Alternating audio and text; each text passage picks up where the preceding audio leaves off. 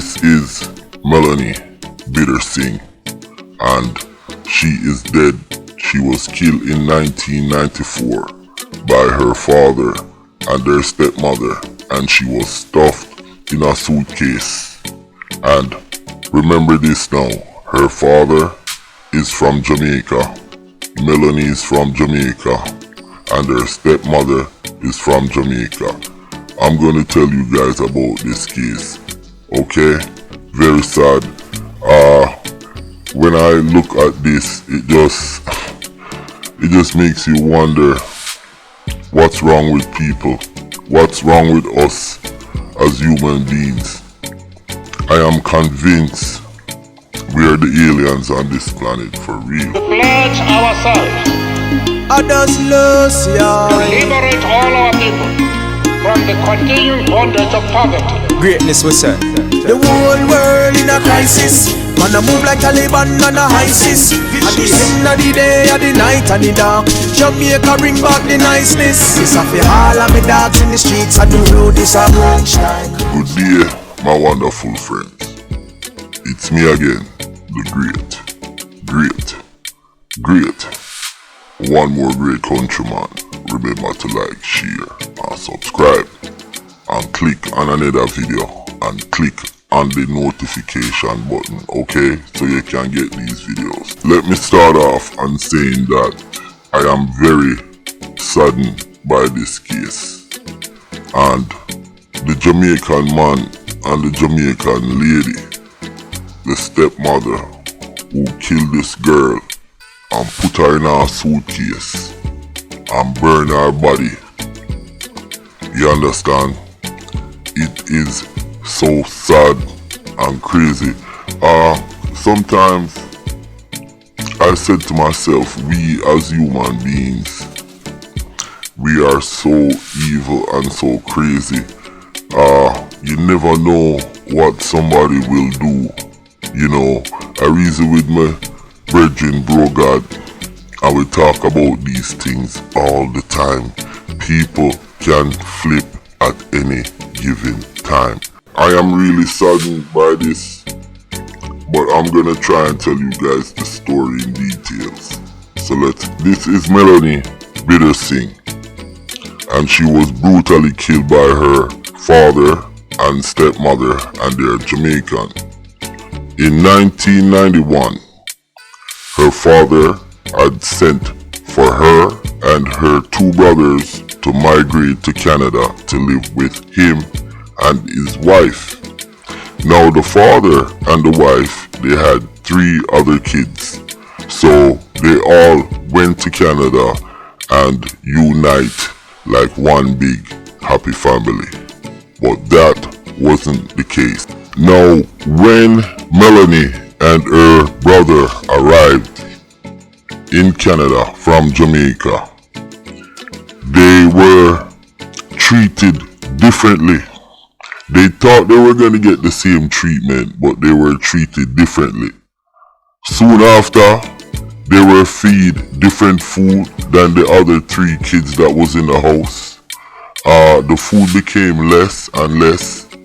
It was apparent that they wouldn't even send Melanie and her brothers to school, and soon that turned into despair and deprivation, and that became the norm for Melanie and her 2 brothers who came from Jamaica to live with their father. Before I go any further, I want to say this. I am doing this video to highlight children's abuse, and a lot of this, what happened here, is going on in Jamaica. It happened in my family, and it destroyed the whole family. You understand what I'm saying?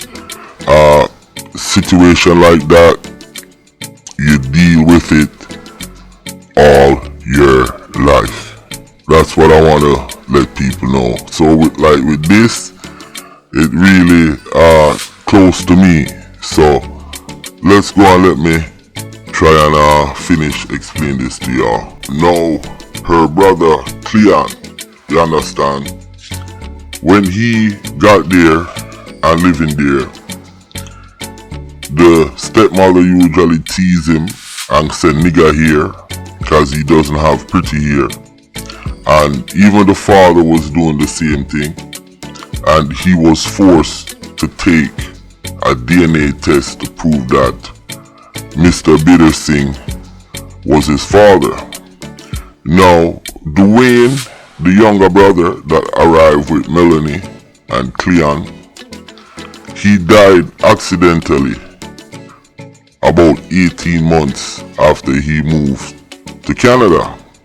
Now, pretty much Melanie became a live-in nanny for the couple, cause them did have a newborn baby. You see her holding the newborn baby.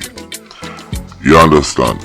Now, initially, when the police discovered about the situation, cause I'm gonna explain to you guys how this was.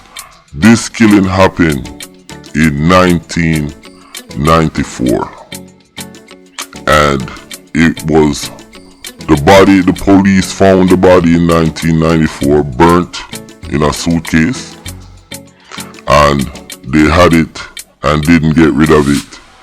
And from 1994 to 2012, that's when the police got a big tip, and I'm gonna tell you who gave the police the tip.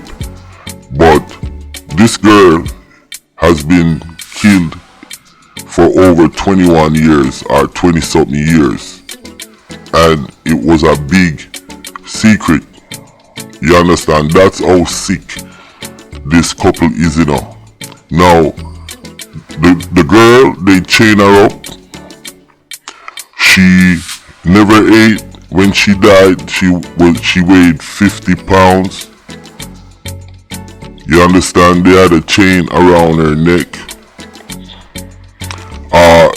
I don't even want to talk about some of the things that this little girl, she was 17 when she died. I don't even want to talk about it. She was 50 to 55 pounds. That was her mass body index. So she had the body of an 8-year-old and she was 17. You understand? The police found 21 fractures on her body, and that's from extensive blunt force trauma to the lower back and the pelvis, the left knee, the right ankle. You understand? And this was the state the little girl was living in. Okay? Look at the screen. Here's our timeline so you guys can understand. Guys and girls can understand. In 78, EVERTON BITTERSINGH immigrated from Jamaica to Canada. In 1979, he married Elaine. Elaine was 18 and he was 24. Now, in the early 80s, him and Elaine moved to a one-bedroom apartment in Parkdale. Now, January 25th, okay, KlLL, Melanie, and Dwayne, that's his other kids, came to Canada to live with him. Now, the brother KlLL was 16, Melanie was 13, and her little brother was 12. That's Dwayne. In June 15th, 1992, Dwayne jumped, or they say plunged to his death from the family apartment in 1992.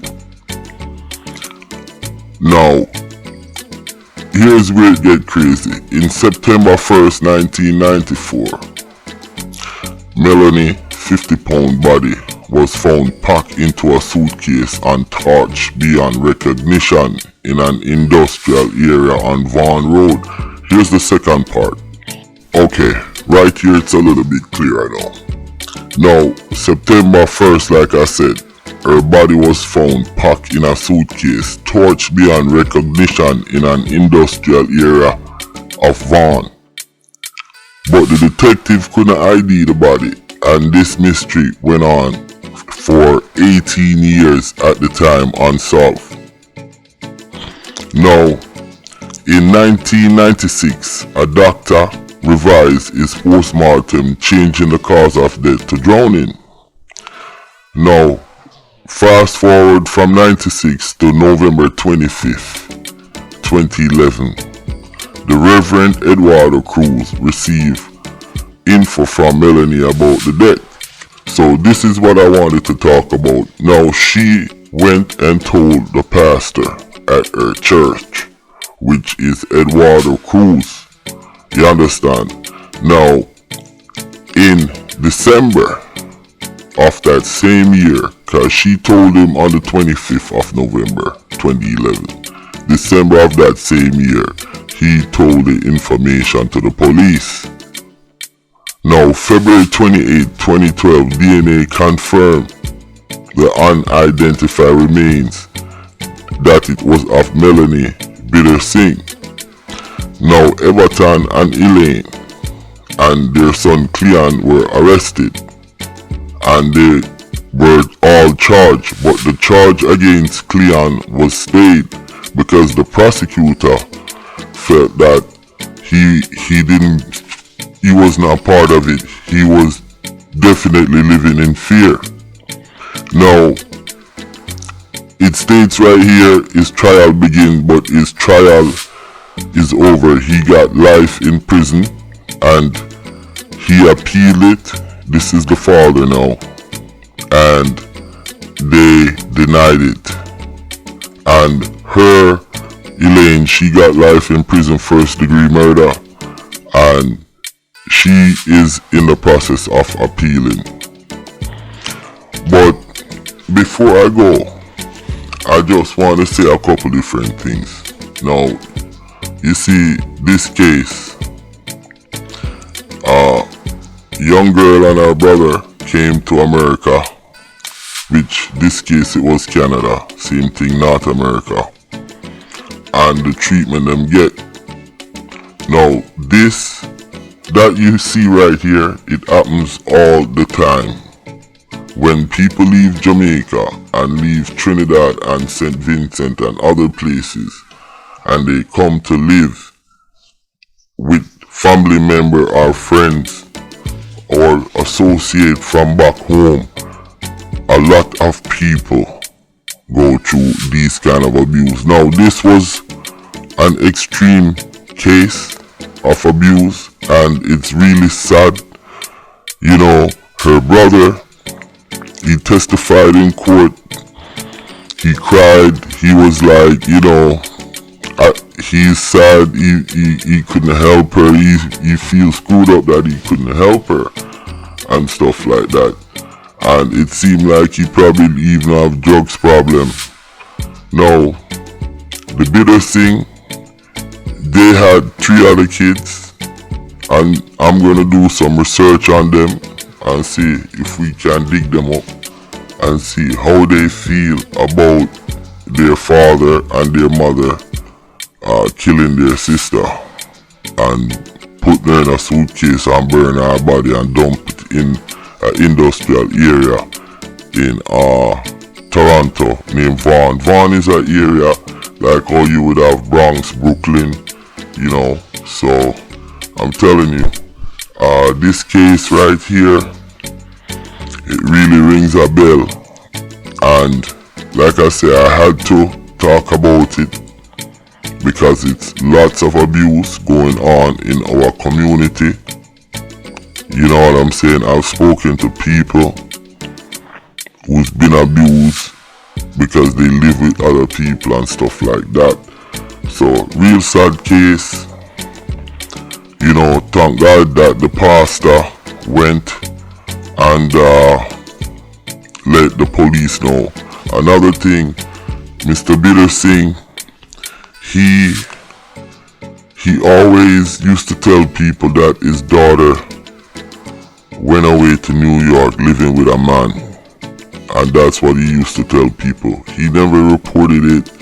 The wife tried to use a defense that the husband was the one who she was afraid of and this and that, and you know, but it never, none of that stood out in court helped them.